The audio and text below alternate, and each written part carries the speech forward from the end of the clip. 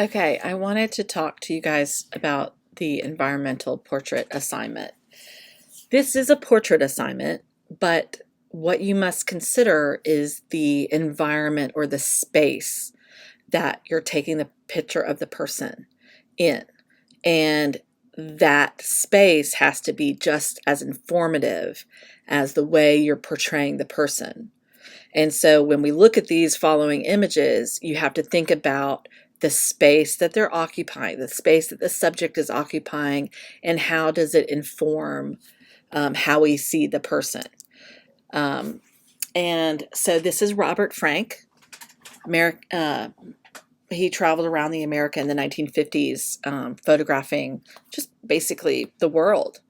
And so there is a shoe shine person and a bathroom attendant, and he photographed that, right? So we may not know what the environment was if it was shot from a different angle. So think about the space, right? Oops, this is a bad resolution, but it's from the book that he made, and it's showing the dividing class, right?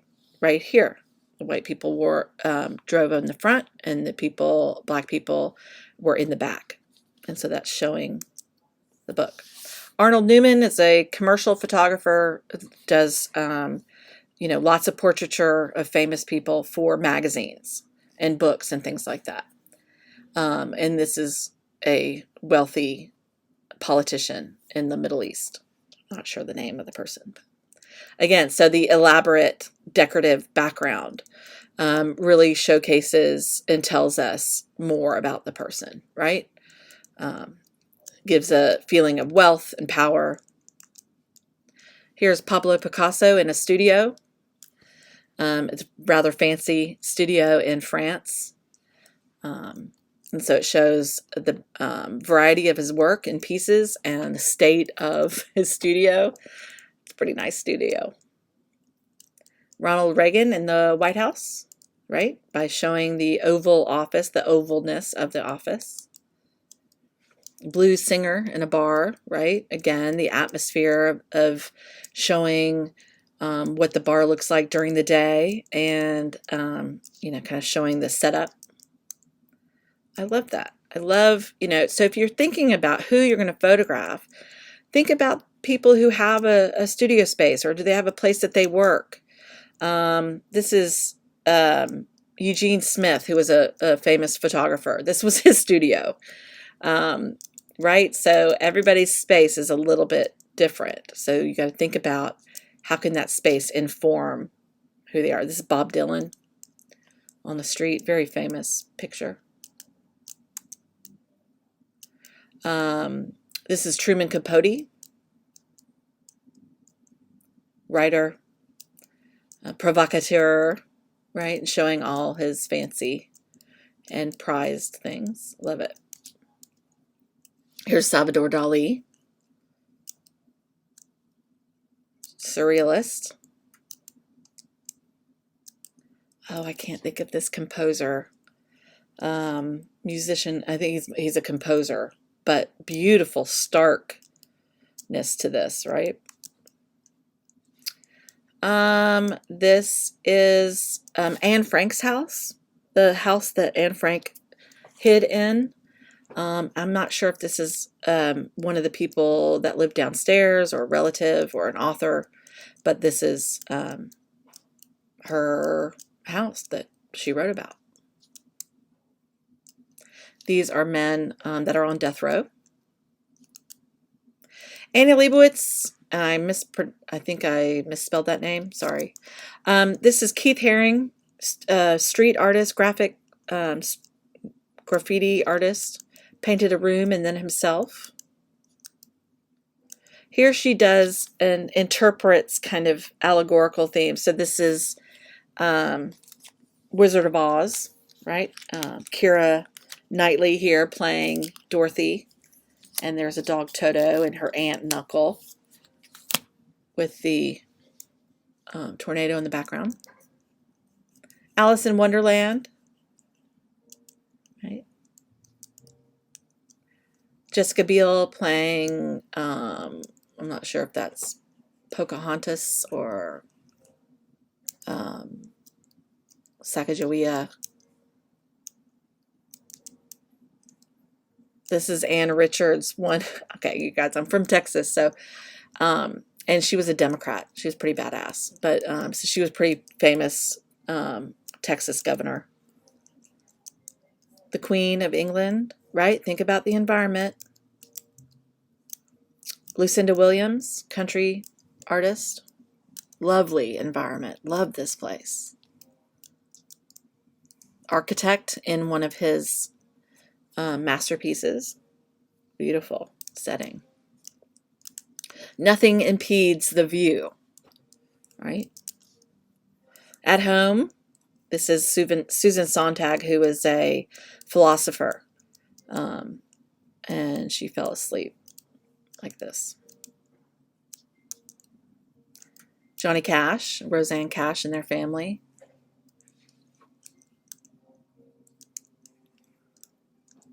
A fun image. Musicians, right? There's Mick Jagger dancing. She went on tour with the Rolling Stones for a long time. And then again, in her commercial work, right? Showing athletes and beauties at the same time.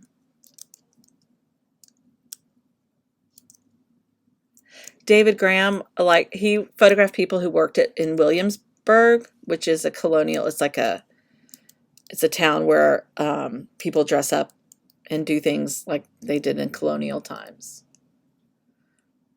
A Marilyn Monroe impersonator in her bedroom.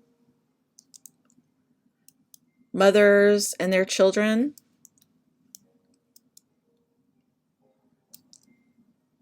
Lothar Wolin did some really kind of cool stuff, playing off of the contrast.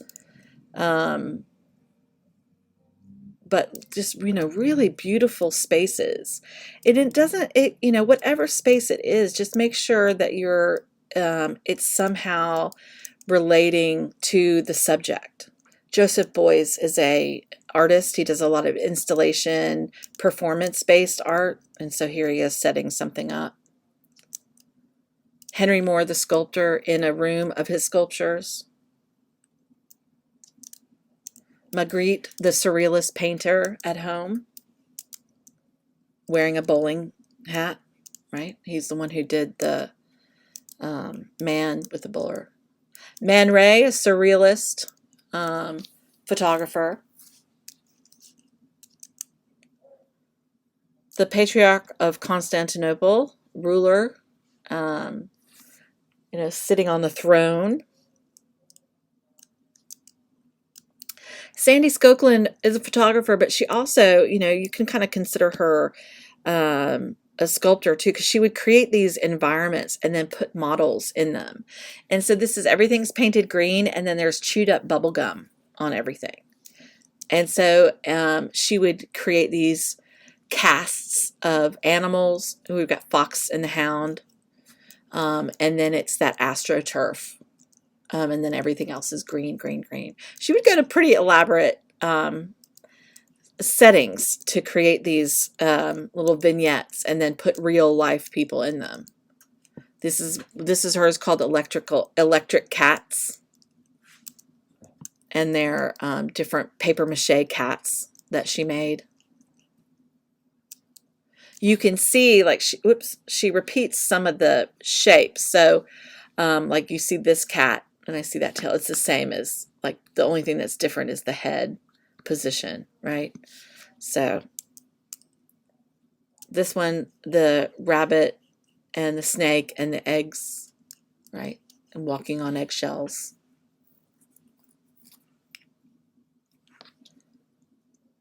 So these are kind of invented. This is another one with those electric cats. Kind of a tableau type of image making, but thinking about the environment and the person and the people and how these kind of feel like dreams or nightmares, but there is a sense of reality to them. Because everything's covered in Chief's puffs. even the outfits that people are wearing. So now you go into a modern museum and you will see her setups and mannequins in the positions along with the photographs. So that's why I say she's not just a photographer anymore. Like, people want to see. This is bubble gums. Everything is those hard, round bubble gums. Yeah, so think about what you could do with something. I mean, you know, you might be able to come up with something like that. Could be fun. Right? So the environment is interacting with the person, or the person is interacting with the environment. William Eggleston, I think, did a really good job. There's just something kind of quietly brilliant, I think, about his images. And he's the observer, you know? So maybe your roommate falls asleep with the TV on. TV used to turn off. It would just go to fuzz. Here's a man in his room. He's got his gun and his chamber pot. Right? Jeff Wall created these almost cinematic environments. And so there's a narrative aspect. But they all feel like there's something going on. Right? So think about interpreting a book, a poem, a movie, a song. You know, how can you set up the scene? This is kind of like The Invisible Man, right? If you guys have read that. Beautiful, beautiful scene. But he would set this up all for one photograph, not for a moving picture, right? So if you're into movie making, right, and you know about how a scene and what props and what things can indicate and symbolize other things, you know. This is kind of a Moby Dick. The man is not struggling with the great white whale. He's struggling with a big rope knot that he's got to figure out. But it's just as challenging. This is a reinterpretation of a woodblock print. Here it's a woodblock print with the papers being blown out of the file. Again, same kind of thing. Right? People sitting for some reason next to the highway. Maybe they're viewing something, waiting for something, but the way that they're lounging kind of makes it feel like, you know, unexpected. Or how do people live? What does your living room look like? How is it set up?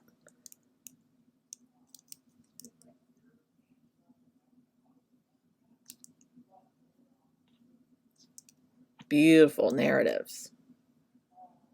So did he set the fire, or what is going on? He's watching it burn. But it's not really burning. Again, you know, what's the story here? Is she packing up? Is she leaving? Is she safe? Is she not safe? What's happening? And this is a spot created. This is not a police helicopter, but it looks like that, right? So what is being spotted? Or is it from an alien? Is she getting in or getting out? Is he getting in or getting out? What's the story? So sometimes the environment can really be the most important thing. Other times, it informs what their job is, right? So here's an actor. This is Martin Scorsese, who's a director, producer, in a film screening room.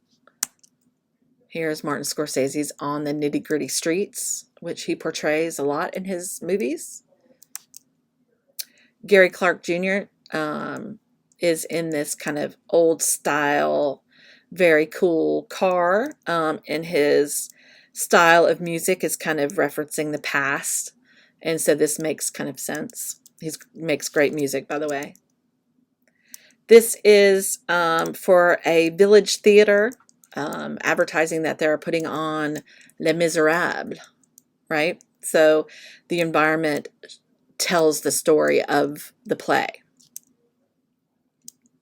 What if your friends or you photograph artists in their studio, right? You want to photograph what they're doing, what they're making.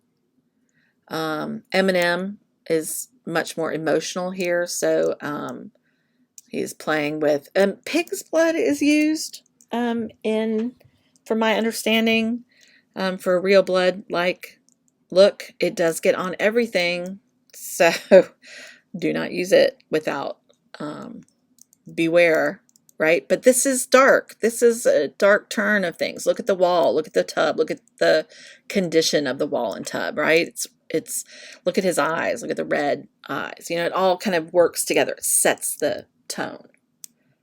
This is two funny ladies that were hosting a show, right? They're going to dress up, but it's going to be in their style. Yeah, just love it. All right, so you're thinking about the environment as much as you're thinking about the person. That's the assignment. Can't wait to see what you do.